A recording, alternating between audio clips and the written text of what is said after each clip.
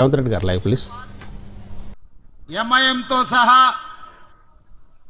Telugu Desam party PJR కుటుంబానికి ఏకగ్రీవం ఇవ్వాలి అనంటే సెంటిమెంట్ రాజకీయాలకు కాలం చెల్లింది.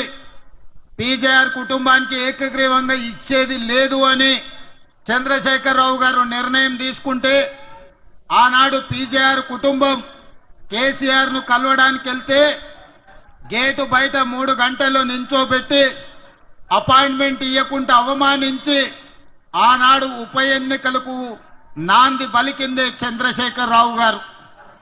మరి 2007లో గొప్ప నాయకుడు పేదోళ్ల గుండె ధైర్యం పీజేఆర్ చచ్చిపోతేనే ఆనాడు ఏకగ్రీవానికి అవకాశం ఇవ్వని చంద్రశేఖరరావు ఈరోజు ఆయన కుమారుడు కేటీఆర్ ఏ రకంగా బీఆర్ఎస్ ఎమ్మెల్యే అభ్యర్థిని సెంటిమెంటుతో ఓటేయమని అడుగుతున్నాడని నేను ఈరోజు అడగదలుచుకున్న మీ ద్వారా.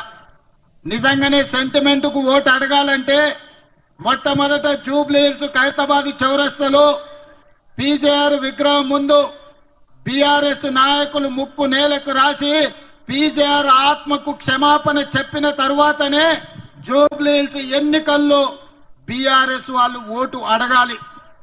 ఇవాళ షేక్పేట కావచ్చు, రామత్ నగర్ కావచ్చు, బోడబండ కావచ్చు, యూసుఫ్గూడ కావచ్చు, వెంగళరావు నగర్ కావచ్చు, సోమాజిగూడ కావచ్చు, ఇవాళ బీఆర్ఎస్ నాయకులు బెంజ్ కార్లు వదిలేసి ఇవాళ ఆటోలలో తిరుగుతున్నారు. మీ గల్లీలలో సమస్యల గురించి మాట్లాడుతున్నారు, మీ గల్లీలలో చేరుకపోయిన చెత్త గురించి మాట్లాడుతున్నారు, మీ తాగునీటి సమస్య గురించి మాట్లాడుతున్నారు, మీ ఇండ్ల మీద నుంచి వెళ్తున్న కరెంటు వైర్ల గురించి మాట్లాడుతున్నారు. నేను మీ ద్వారా ఒక్క మాట అడగదలుచుకున్నా. 2014 నుంచి ఈ జూబ్లీహిల్స్ లో 3 సార్లు ఎమ్మెల్యేగా బీఆర్ఎస్ నాయకుడిని గెలిపించిండు కదా. 2 సార్లు కేటీఆర్ మున్సిపల్ మంత్రిగా ముఖ్యమంత్రిగా పనిచేసిండు కదా. 3 సార్లు బీజేపీని నరేంద్ర మోడీని సికింద్రాబాద్ పార్లమెంటు నియోజకవర్గం నుంచి గెలిపించిండు కదా. మరి ఈ సమస్యలకు కారణం బీఆర్ఎస్ బీజేపీ కాదా? ఒక్కసారి ఆలోచన చెయ్యండి. మాకు అవకాశమే రాలే, మమ్మల్ని ఎవరు వచ్చి ఈ పని కావాలి అని అడగలే. అయినా జూబ్లీహిల్స్ శాసనసభ నియోజకవర్గంలో మిత్రుడు వివేక్ వెంకటస్వామి గారు 3 నెలల్లో 400 కోట్ల రూపాయల నిధులు కేటాయించి ఈ రోజు అండర్ గ్రౌండ్ డ్రైనేజ్ కావచ్చు, సీసీ రోడ్లు కావచ్చు, కరెంటు వైర్ల తొలగింపు కావచ్చు, ఈ రోజు పనులు జరుగుతున్నాయి. మరి మిత్రులారా, అడగంది అమ్మాయినా పెట్టదని ఏ విధంగా అయితే అంటారో ఇవాళ అడగకపోయినా 400 కోట్ల రూపాయలు కేవలం జూబ్లీహిల్స్ నియోజకవర్గానికే ఇచ్చినాం. రేపు అడగడానికి మీ తరఫున మాట్లాడడానికి యువకుడైన నవీన్ యాదవ్ని ఇక్కడ ఎమ్మెల్యేగా గెలిపించి పంపిస్తే జూబ్లీహిల్స్ శాసనసభ నియోజకవర్గ సమస్యల్ని పరిష్కరించి మీ అభిమానాన్ని చురగొనే విధంగా నవీన్ యాదవ్ పనిచేస్తాడని నేను ఈరోజు మీకు మాట ఇస్తున్నా. మిత్రులారా, ఇవాళ మా అక్కల్ని మా యువకులని అడుగుతున్నా. 10 ఏళ్లలో చంద్రశేఖరరావు రేషన్ కార్డు అని ఇచ్చిండా? 10 ఏళ్లలో ఎన్నడైనా మీకు సన్న బియ్యం ఇచ్చిండా? 10 ఏళ్లలో 200 యూనిట్లు మీ ఇళ్లలో ఉచిత కరెంట్ ఇచ్చిండా? మా ఆడబిడ్డలకు బస్సుల్లో ఉచిత ప్రయాణం ఇచ్చిండా? మరి ఇవేమి ఇవ్వని బీఆర్ఎస్ నాయకులు ఈ రోజు వచ్చి మీ ఓటు ఎట్లా అడుగుతారని నేను అడుగుతున్నా. ఇవాళ మీ సోదరుడు మీరు అభిమానంతో ఆశీర్వదిస్తే తెలంగాణ రాష్ట్రానికి ముఖ్యమంత్రి అయితే ఇవాళ 61,000 రేషన్ కార్డులకు 2,39,000 పేదలకు ఈ రోజు సన్న బియ్యం ఈ జూబ్లీహిల్స్ నియోజకవర్గంలోనే అందుతున్నాయంటే అది ప్రజాపాలన కాంగ్రెస్ పార్టీ ఇస్తున్నది. దాదాపుగా గృహలక్ష్మి, మహాలక్ష్మి, గృహజ్యోతి పథకాలు వేలాది మంది ఈ రోజు ఈ ప్రాంత ప్రజలకు మేలు జరుగుతుంది. 500 రూపాయల సిలిండర్ కావచ్చు, డబల్ బెడ్రూమ్ ఇల్లు ఇస్తా అని కేసీఆర్ మోసం చేస్తే నేను ఇవాళ ఈ వేదిక మీద నుంచి మాట ఇస్తున్నా. జూబ్లీహిల్స్ నిరుపేదలకు రాబోయే రోజుల్లో ఇందిరమ్మ ఇండ్లు 4,000 ఇండ్లు మీకు కేటాయించి మీ భవిష్యత్తును తీర్చిదిద్దే బాధ్యత కాంగ్రెస్ పార్టీ తీసుకుంటది. ఇవాళ కిషన్ రెడ్డి గారు మాట్లాడి నేను సవాలు విసిరిన నేను సవాలు విసిరినా కాళేశ్వరంలో కేసీఆర్ మీద సిబిఐ కేసులు ఎందుకు పెడతలేరు, మేము పంపించి 3 నెలలైంది జవాబేందని. ఆయన నాకు సవాలు విసురుతుండు, నాతో చర్చిస్తాను. కిషన్ రెడ్డి కాదు, చర్చలు నాతోని కాదు. ఢిల్లీలో వెళ్ళి నరేంద్ర మోడీతో చర్చించండి, ఢిల్లీకి వెళ్ళి అమిత్ షాతో చర్చించండి. ఎందుకు కేటీఆర్ ను బొక్కలు వేయడానికి మోడీ అనుమతిస్తలేడో గాడవై కొట్లాడండి. ఈడ నాతోనేంది నువ్వు మాట్లాడేది? 6 ఏళ్ల నుంచి నువ్వే మంత్రివి. మెట్రో రైలు ఎందుకు రాలేదు? గోదావరి జలాలకు నిధులు ఎందుకు ఇవ్వలేదు? మూసి అభివృద్ధి కోసం నిధులకు ఎందుకు అడ్డం పడుతున్నావు? RRR రింగ్ రోడ్డుకి ఎందుకు అడ్డం పడుతున్నావు? రేడియల్ రోడ్స్ కి ఎందుకు అడ్డం పడుతున్నావు? హైదరాబాద్ నగర ప్రజలకు చెప్పు. ఇవాళ గుజరాత్ లో సబర్మతి రివర్ ఫ్రంట్ కట్టుకోవచ్చు, యూపీలో గంగా నది రివర్ ఫ్రంట్ కట్టుకోవచ్చు, ఢిల్లీలో యమునా నది రివర్ ఫ్రంట్ కట్టుకోవచ్చు. కానీ హైదరాబాద్ నగరంలో మూసీ నది రివర్ ఫ్రంట్ ఎందుకు కట్టుకోకూడదు? బీజేపీకో నీతి, ఇవాళ తెలంగాణకి ఇంకొక నీత. గుజరాత్ ను ఇంకొక విధంగా, ఢిల్లీ ఉత్తరప్రదేశ్ మరో విధంగా. ఇవాళ తెలంగాణకు అన్యాయం చేయడానికే ఈ ప్రాంతంలో సికింద్రాబాద్ లో నిన్ను ఎంపీగా గెలిపించి మంత్రిని చేసిండ్రా కిషన్ రెడ్డి గారు. అదేవిధంగా కేటీఆర్ చర్చలకు సవాల్ అంటున్నాడు. సవాలు ఇసరడం, పారిపోవడం నీ జాతిలోనే ఉంది. గంజాయి డ్రగ్స్ గురించి టెస్టులంటే నేను విశ్వేశ్వరరెడ్డి అమరవీరుల స్థూపం దగ్గర 6 గంటలు వెయిట్ చేసినాం, రాలేదు. అసెంబ్లీలో చర్చలు చేద్దామంటే నువ్వు నీ అయ్యా ఇద్దరు అసెంబ్లీకి రాకుండా పారిపోయినరు. మొన్నటికి మొన్న కంటోన్మెంట్ లో శ్రీ గణేష్ గెలిపిస్తే 4,000 కోట్లతో అభివృద్ధి చేసినా నేను చెప్తే సవాలు విసిరిండు. 4,000 కోట్లు ఎక్కడిచ్చిరో చెప్పు, నేను రాజీనామా చేస్తాను. శ్రీ గణేష్ 5,000 కోట్ల రూపాయల జీవోలు చూపిస్తే రాజీనామా చేయకుండా పారిపోయిన కేటీఆర్ ఇవాళ మళ్ళా చర్చలతోని సవాల్ విసురుతున్నారు. నీలాంటి సన్నాసులు సవాలు విసురితే మా కాంగ్రెస్ పార్టీ కార్యకర్తలు పట్టించుకోరు. ఒకవేళ నువ్వు సవాలు విసిరేది నిజమే అయితే కంటోన్మెంట్ లో శ్రీ గణేష్ తయారుగున్నాడు, అక్కడ నిధులు ఏమిచ్చిండ్రో నువ్వు వాటి జీవోలు ఇస్తాడు, నువ్వు రాజీనామాకు సిద్ధంగా అని చెప్పి ఇవాళ కేటీఆర్ కు నేను సవాలు విసురుతున్నా. మిత్రులారా, हमारे मुसलमान भाई बहनों को आज मैं शुक्रिया अदा करना चाहता हूं, क्योंकि यहां के कारपोरेटर फराज, हमारे साथी, हमारे मित्र कौसर भाई एमएलए बनकर ये नवीन यादव को जिताने के लिए बारिस्टर असद साहब, इसका एमआईएम पार्टी का सदर साहब नवीन यादव को दुआ दिलाने के लिए, इस चुनाव में जिताने के लिए कौसर भाई को साथ देकर शेखपेट में मुझे भिजाया। मैं एक बात हमारे मुसलमान भाई बहनों से मैं याद दिलाना चाहता हूं, नवीन यादव गरीब का बेटा, ये नौजवान को पहले हम नहीं पहचाना। 2014 में असदुद्दीन ओवैसी साहब, अकबरुद्दीन ओवैसी साहब पहली बार इनको एमएलए उम्मीदवार बना के जुबली चुनाव में इनको लड़वाया। पहली बार ये एमआईएम से जुबली असेंबली चुनाव में ये चुनाव लड़ा था। उस दिन ये कामयाब नहीं हो सका, क्योंकि वो समय पर इनका तजुर्बा कम थे। असद अकबर साहब का काम बहुत ज्यादा थे, कोने कोने पे घूमने में लग गया, जुबली हिल्स पे इन्हों जीता नहीं। आज ये शेखपेट मोहल्ला में मेरा जितना दूर नजर लग रहा है, जहां तक मेरा नजर जितना दूर है उतने दूर हजारों लोग आके आज नवीन यादव को आशीर्वाद देने के लिए, दुआ देने के लिए हजारों नौजवान यहां खड़ा हुआ है।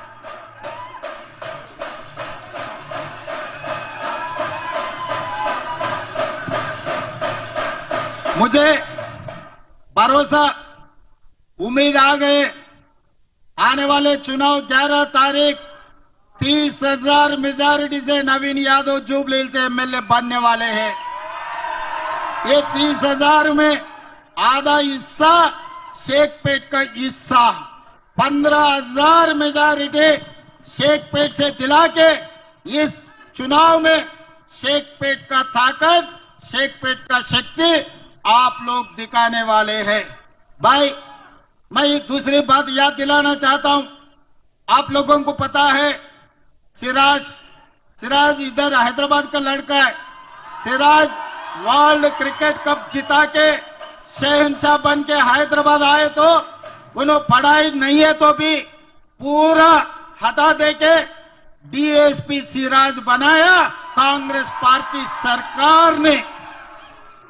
और दूसरी बात रहा निकत जरीन, निजामाबाद की लड़की, अब आपके बहनजी मेहनत करके वहां पर बॉक्सिंग वर्ल्ड चैंपियन बनकर तेलंगाना आए तो तेलंगाना सरकार 3 करोड़ रुपए नजराना देते हुए तेलंगाना के डीएसपी बना के तेलंगाना के ब्रांड एम्बेसडर बनाया सिराज और निकत जरीन को।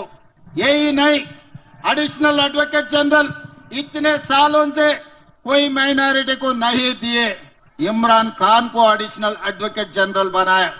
पब्लिक सर्विस कमीशन में माइनॉरिटी को हिस्सा दिए, राइट टू इंफॉर्मेशन कमीशन में माइनॉरिटियों को हिस्सा दिए। 11 लोगों को, हमारे भाइयों को दूसरे कारपोरेशन चेयरमैन बनाए। और खासकर 4 दिन पहले भारत के खिलाड़ी पूरा दुनिया में देश के नाम जो रोशन किए, अपने भारत के खिलाड़ी कैप्टन मोहम्मद अजहरुद्दीन भाई को मैं मंत्री बनाया। एक खिलाड़ी, 2 खिलाड़ियों को डीएसपी बनाया, तीसरे खिलाड़ी को जो हिंदुस्तान को जिताया वर्ल्ड कप में, उनको मैं मंत्री बनाया। भाई, माइनॉरिटी का मुसलमान भाइयों का हिस्सा अजहरुद्दीन साहब को हमने मंत्री बनाया। फिर किशन रेड्डी साहब को क्या तकलीफ हो रहा, पेट में क्या दर्द हो रहा? किशन रेड्डी साहब ने दरखास्त रखे गवर्नर साहब को, भाई अजहरुद्दीन को मंत्री नहीं बना देना, आप वक्त नहीं देना। मैं पूछना चाहता हूं शेखपेट से किशन रेड्डी साहब को, आपके बाप का जागीर जायदाद हम नहीं मांगा। हमने गुजरात नरेंद्र मोदी जी का जमीन जायदाद हम नहीं मांगा। तेलंगाना रियासत में जो हमारे मुसलमान भाइयों का हिस्सा, जो मंत्रिमंडल में उनका हिस्सा, मोहम्मद अजहरुद्दीन को हम मंत्री बनाए। आप नहीं, मोदी जी नहीं, अमित शाह नहीं, सब आके खड़ा रहे तो भी हम लोग मोहम्मद अजहरुद्दीन को मंत्री बनाया। मंत्री बना के माइनॉरिटी के हिस्से माइनॉरिटी को दे दिए। भाई, कल मैं रहमत नगर में भाषण दे रहे थे। मैं बोलने का मतलब, मुसलमान का मतलब कांग्रेस, कांग्रेस का मतलब मुसलमान। आज कांग्रेस की ताकत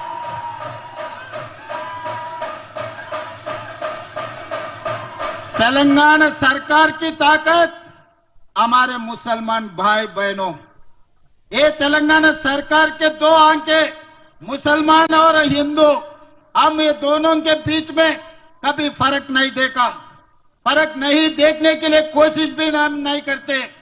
20 महीने हम सरकार चलाए, यहां पर जितने भी नौजवान हैं, हमारे मुसलमान भाई बहने हैं, हमारे सरकार में कभी इतने भी फर्क दिखाए क्या? आप लोगों को अलग देखने के लिए कभी कोशिश की है क्या? मगर बीआरएस वाले ने भटकाने के लिए कोशिश कर रहे। पिछले चुनाव में उन लोग जो लोकसभा चुनाव थे, वो समय पर ये खुदकुशी कर लेके मोदी जी को बचाए। 8 लोकसभा में महबूबनगर, चेवल्ला, सिकंदराबाद, मलकाजगिरी, मेदक, करीमनगर, निजामाबाद, आदिलाबाद तक पूरा बीआरएस डिपॉजिट जब्त होकर बीजेपी को जिताए। आज हमारे मुसलमान भाइयों से एक ही बात पूछना चाहता हूं, अगर ये 8 सीट नरेंद्र मोदी को तेलंगाना रियासत से अगर नहीं मिले तो आज मोदी प्रधानमंत्री नहीं है इस देश का। आज मोदी जी प्रधानमंत्री बने केसीआर के वजह से, बीआरएस पार्टी के वजह से। ये अंदरूनी बात, ये बहुत सारे पैसे कमाया, बेटा जनवाड़े में 100 एकड़ में फार्म हाउस बनाया, केसीआर साहब ने गज्वेल में 1000 एकड़ में फार्म हाउस बना लिए, हरीश राव मोइनाबाद 50 एकड़ में फार्म हाउस बना लिए, हजारों करोड़ों रुपए कमाए। वो कमाई को मोदी जी पकड़कर इन लोगों को ब्लैकमेल कर दे के पूरा इनका डिपॉजिट जब्त करवा दे के बीजेपी एमपी लोगों को जिता लिए। आज भी बीजेपी के नाम से वोट मांगे तो जुबली हिल्स में वोट नहीं मिलने वाले, उन लोगों को हकीकत पता है।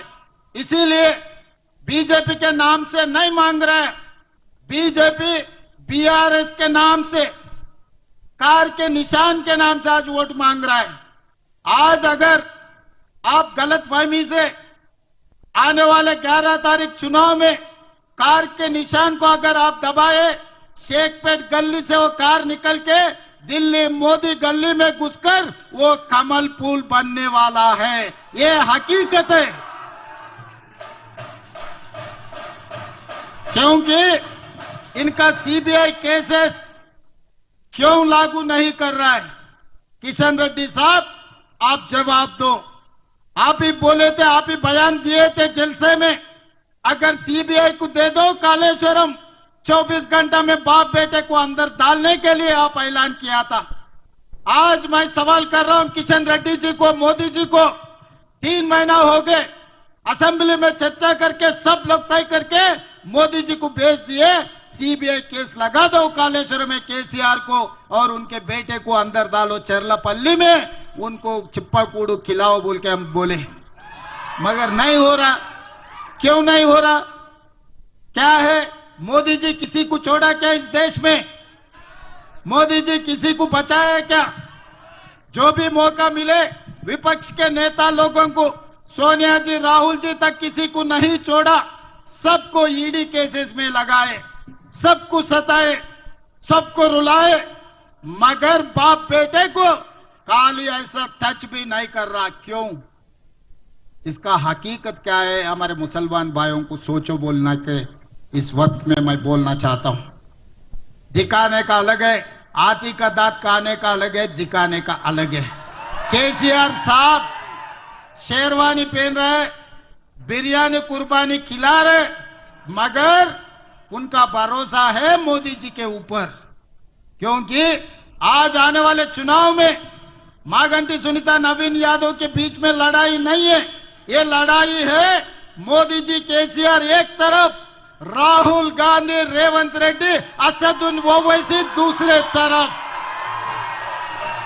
चलो देखेंगे। मैं सवाल कर रहा हूं मोदी जी और केसीआर से, हिम्मत है तो हरा के दिखाओ, असदुद्दीन ओवैसी, रेवंत रेड्डी, राहुल गांधी, नवीन यादव को जिता के 30,000 मेजॉरिटी हम दिलाएंगे। मोदी और केसीआर नवीन यादव को हराने के लिए आप कोशिश करो, उसको कैसे जिताना है। हमारे कौसर भाई, हमारे फराज, सब लोग मिलके यहां आए हुए हजारों लोग, नौजवान लोग नवीन यादव को जिताने वाले हैं। मेरे को उम्मीद आ गए आप सबको देखने के बाद कम से कम 1.5 किलोमीटर 1000 लोगों, खासकर हमारे महिला बहनों ने सब इनको दुआ करने के लिए सब लोग इधर हाजिर हो गए। मुझे भरोसा हो गए इन्हों जीतने वाले 30,000 से, उसमें से शेखपेट से 15,000 मेजॉरिटी मिलने वाले हैं। फिर जीतने के बाद जलसे में मैं आऊंगा, आपसे बैठकर बिरयानी कुर्बानी खाऊंगा। मैं शेखपेट का ताकत दिखाना, मोदी जी और केसीआर को मुंह तोड़ जवाब देना। आप लोग तैयार हैं? तैयार है? मोदी जी केसीआर को मुंह तोड़ जवाब देंगे? जो जिसने तैयार है हाथ उठा दो। जय कांग्रेस, जय जय कांग्रेस। हस्तम गुर्तुके, हस्तम गुर्तुके। అది రేవంత్ రెడ్డి గారు షేక్పేటలో చేస్తున్నటువంటి ప్రచార పర్వం. టోటల్గా కాన్సన్ట్రేషన్ అంతా మైనారిటీస్ మీద ఉంది. మైనారిటీస్ మీద ఉండి క్లియర్గా కేసీఆర్ గారు మోడీ వర్సెస్ రేవంత్ రెడ్డి, రాహుల్ గాంధీ, అసదుద్దీన్ ఓవైసీ ఒక పక్క అని పోలరైజేషన్ ఏర్పాటు చేసేశారు. ఏర్పాటు చేసి సెంటిమెంట్ కాదు, సమర్థత చూడాలి అని చెప్పుకొచ్చారు. అదే కిషన్ రెడ్డి గారు ఒక ఛాలెంజ్ ఇచ్చారు. కిషన్ రెడ్డి గారు ఛాలెంజ్ నాతో చేయాల్సింది, వెళ్ళి మోడీ దగ్గరికి వెళ్ళి అడగండి, మోడీ అమిత్ షాతో కూర్చొని ఎందుకు అరెస్ట్ చేయలేదు అని అడగండి అని చెప్పుకొచ్చారు. ఇక కిషన్ రెడ్డి గారి దగ్గరికి వచ్చేటప్పటికి, కిషన్ రెడ్డి గారి దగ్గర ముందున్నటువంటి ఛాలెంజ్, ఆయన లోక్సభ మెంబరు ప్లస్ ఈ నియోజకవర్గం, ఈ జూబ్లీ హిల్స్ నియోజకవర్గం సికింద్రాబాద్ నియోజకవర్గం పరిధిలోకి వస్తుంది. 7 నియోజకవర్గాలు ఉంటాయి ఒక పార్లమెంట్లో, అందులో ఒకటి ఇది. ఇది తప్పనిసరిగా ఆయన గెలిపించుకోవాలి. ఆయన మంత్రిగా పనిచేశారు, ఇక్కడ చేస్తూ ఉన్నారు. ఈ నియోజకవర్గంలో తన మెజార్టీ సాధించుకోవాల్సిన అవసరం ఉంది, లేకపోతే అది తన పార్లమెంట్ సీటు మీద పడేటువంటి ప్రభావం ఉంది. ఇక్కడికి వచ్చేటప్పటికి కిషన్ రెడ్డి గారు టోటల్గా రేవంత్ రెడ్డి గారిని బ్లేమ్ చేయడం మొదలుపెట్టారు. రేవంత్ రెడ్డి గారు ఏమీ చేయట్లేదు, రేవంత్ రెడ్డి గారు సమర్థుడు కాదు, ఇప్పటివరకు పరిపాలించినటువంటి బీఆర్ఎస్, ఇప్పుడు పరిపాలిస్తున్నటువంటి కాంగ్రెస్ మీకు చేసిందేమీ లేదు, ఒక్కసారి బీజేపీకి అవకాశం ఇచ్చి చూడండి, బీజేపీ ఎంత మార్పు తీసుకొస్తుందో చూడండి. కిషన్ రెడ్డి గారు మరి గెలిపించుకుంటారా, లేకపోతే లాస్ట్ టైం బీఆర్ఎస్కి ఒక 44% వచ్చింది, కాంగ్రెస్కు 35% వచ్చింది. ఇప్పుడు పోటీ చేసిన క్యాండిడేటే లాస్ట్ టైం కూడా పోటీ చేసినప్పుడు దీపక్ రెడ్డి గారికి అతి తక్కువ మెజార్టీ వచ్చింది. మరి సరే మెజార్టీని అధిగమిస్తారా, గెలిపించుకుంటారా అనేది కిషన్ రెడ్డి గారి మీద ఉన్నటువంటి బిగ్గెస్ట్ ఛాలెంజ్. ఇది ముగ్గురు నాయకుల మధ్య జరుగుతున్నటువంటి పోటీ, రేవంత్ రెడ్డి, కేటీఆర్, కిషన్ రెడ్డి. ఎవరి సామర్థ్యానికి జనం పట్టం కడతారు అనేది ఇప్పుడు ఫీల్డ్లో మా రిపోర్టర్లు ఉన్నారు, వాళ్ళ దగ్గరికి వెళ్ళబోయే ముందు ఒక చిన్న విరామం తీసుకొని ఫీల్డ్లో అసలు ఏం జరుగుతుందో వారి నుంచి తెలుసుకుందాం. ఇప్పుడు ఒక చిన్న బ్రేక్ ప్లీజ్.